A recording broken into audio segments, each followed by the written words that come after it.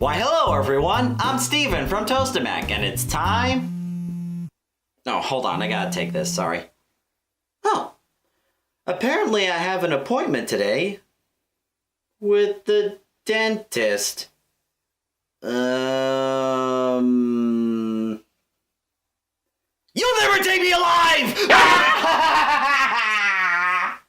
Ugh. The dentist. Good grief. If there was a place that people didn't like going to more than school, more than work, it's the dentist. And there could be multiple reasons for that. Maybe you find it completely ludicrous how expensive it is just for a checkup. Or maybe you think it's just a waste of time and the dentists are gonna say the same thing over and over again. Or maybe you've had a terrible experience once at the dentist and never want to go there again. Whatever the reason it may be, it can be very stressful to go to the dentist. For an autistic, even more so. Why is that, you may ask? Well, for those who have seen some of my previous autism vlogs in the past, you may suspect that the main culprit behind this is stress and overstimulation.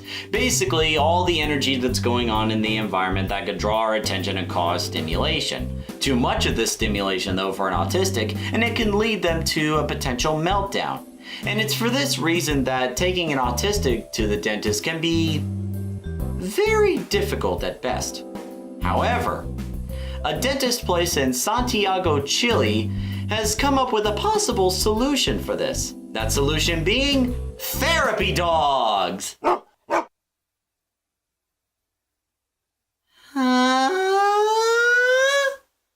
Today's news article comes from ABC News and focuses on a particular therapy dog by the name of Zuka.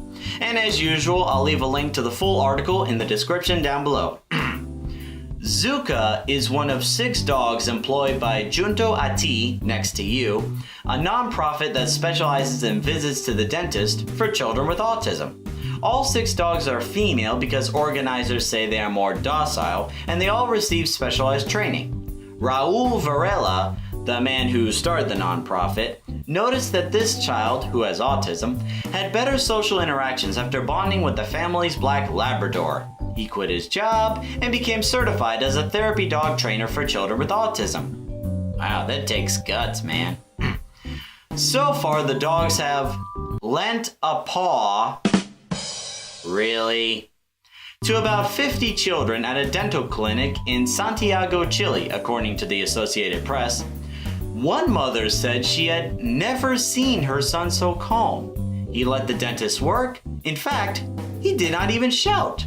Okay, how can a dog accomplish all of this?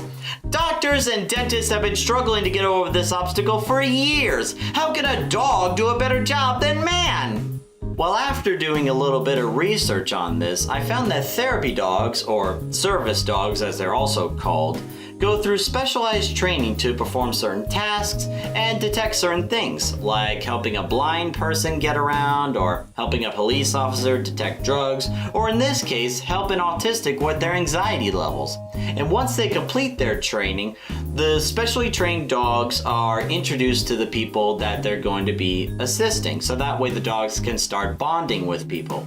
So in this particular case, whenever an autistic gets stressed or anxious or overwhelmed, the dog is trained to detect it right away and intervene a little bit to help calm the autistic down, whether it be just laying on the autistic's lap or just moving over to the side so that the autistic can pet the dog.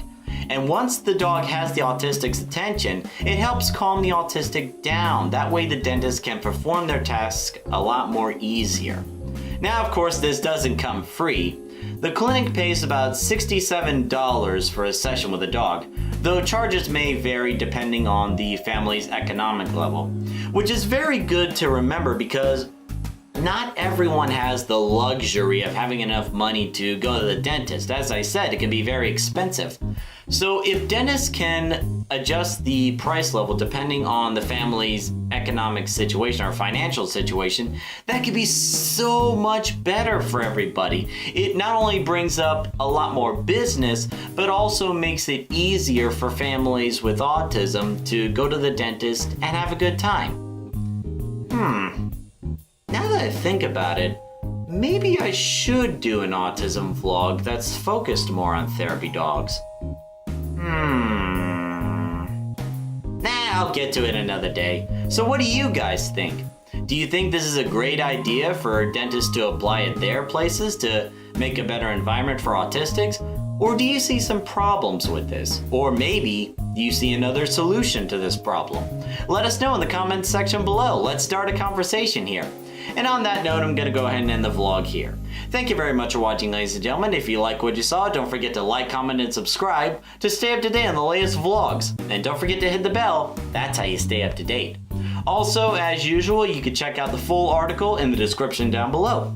So thank you very much for watching, ladies and gentlemen, and until the next video, see you later.